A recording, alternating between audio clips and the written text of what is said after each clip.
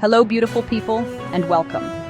Today, I want to take you on a journey back in time to a land filled with brave kings, powerful horsemen, and bustling markets.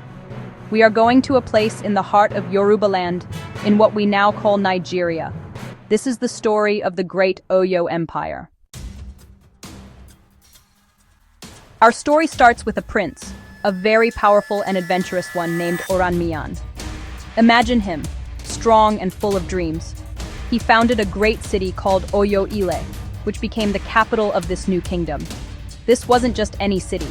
It was the heart of an empire that would grow to be one of the most powerful in all of Africa. The king and his council. At the center of the Oyo Empire was the king, the Alafin.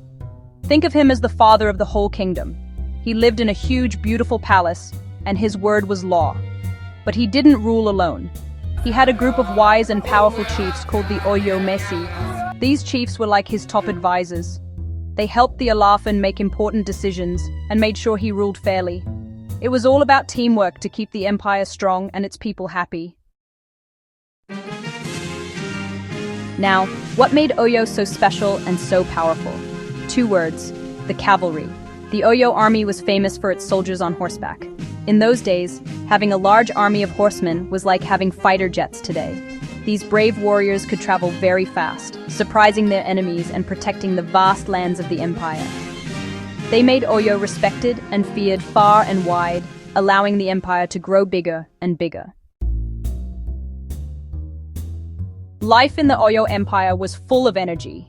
Imagine walking through a big market filled with people from different places. You would see traders selling beautiful pottery, colorful cloth, and delicious yams.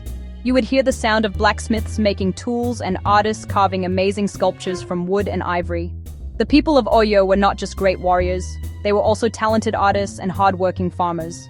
They created a rich culture that was full of music, stories, and beautiful traditions. Like all great things, the Oyo Empire's time eventually came to an end.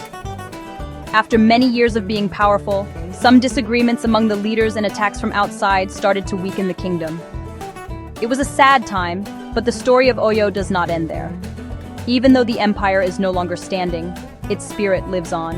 The language, the culture, the art, and the history of the Oyo people are still a very important part of Yoruba culture today.